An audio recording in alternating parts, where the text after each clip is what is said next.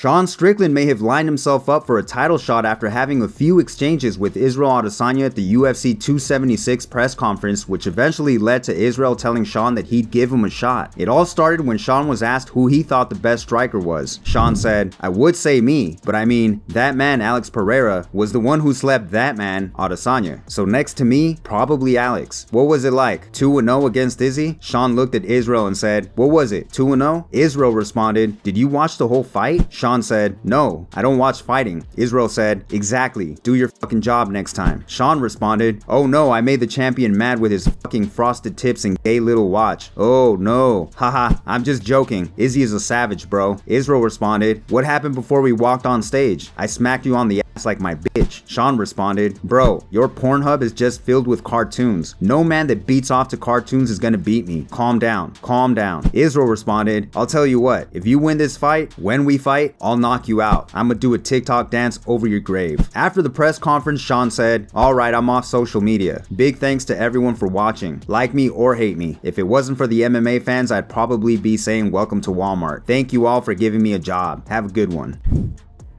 Kevin Holland reacted to Sean Strickland's performance at the UFC 276 press conference. Kevin hinted that Sean stole his style, but said he was proud of him on the Schmo Show. Kevin said, "Big Mouth Jr., you did a good job, son, and I'm proud of you. I can't call you son just yet, but I can call you Big Mouth Jr. You know I taught you that during the pandemic how to talk like that, and I see you've been practicing. You also had your keys dangling on the side with the white tee and the blue Levi jeans just like I did when I was on Embedded driving old schools. I'm proud of you, my boy. You're making Corona and mother freaking California proud, boy. I'm so proud of you. Yes, I am." Petr Yan decided to offer Sean Omalley an opportunity to fight for the #1 spot at bantamweight if Sean can get past Pedro Munoz this weekend. Petr said, "Hey Pink Poodle, if you win on Saturday and really want to fight me, I dare you to call me out and I will accept it. But if you just want to make useless noise for hype, stop talking about me, coward."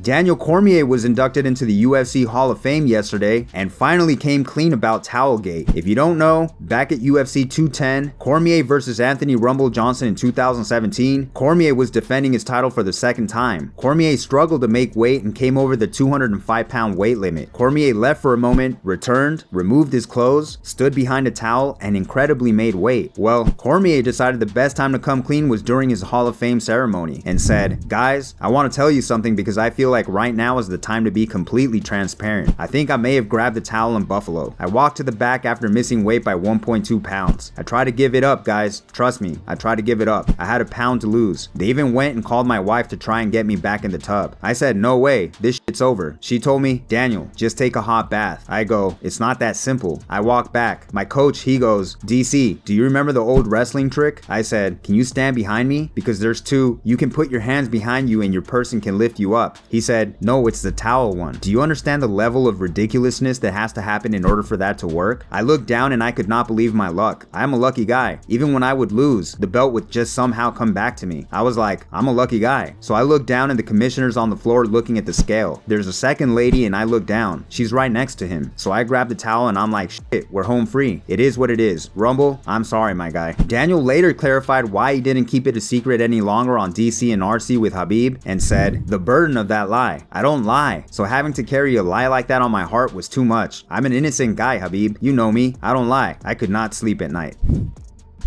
Khabib Nurmagomedov was also inducted into the UFC Hall of Fame yesterday and was asked if he felt others should have been included as well. Khabib said, I think 100% it has to be Cain Velasquez, who's sitting in jail. It's not fair. Cain Velasquez deserves this Hall of Fame honor. I think Frankie Edgar, he deserves this. He was very small and he fought in the lightweight division with all these monsters like Benson Henderson and Gray Maynard. All these guys were very huge, other top lightweights, and he beat all of them and he was champion, Frankie Edgar. And I think Coach Javier Mendez, I'm going to tell you why. Because since 2010 to 2020, 10 years, this guy had someone who was a champion inside his gym. Every year, it was Cain, it was DC, it was Luke, it was me. 10 years, every year, all the time he has someone as champion inside his gym. Who else did this? Nobody. I think Coach Javier. If they put coaches like this, I think Coach Javier deserves it.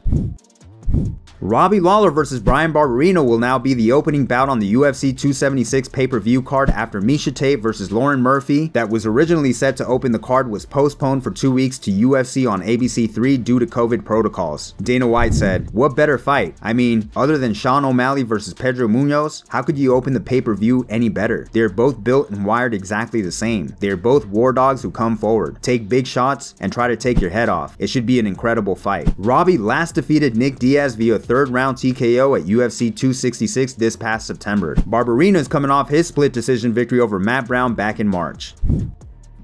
And finally, all main event fighters ahead of their fights for UFC 276 have made weight successfully. As always guys, if you liked the video, make sure to hit that like button for me. If you're new, subscribe and hit that notification bell to stay up to date. Thanks for watching.